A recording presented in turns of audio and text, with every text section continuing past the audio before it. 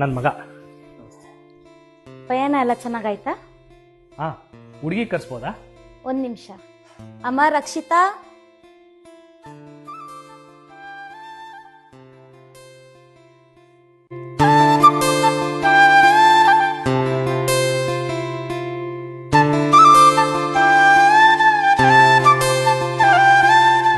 ಹುಡುಗಿ ಇಷ್ಟ ಆದ್ಮೇಲೆ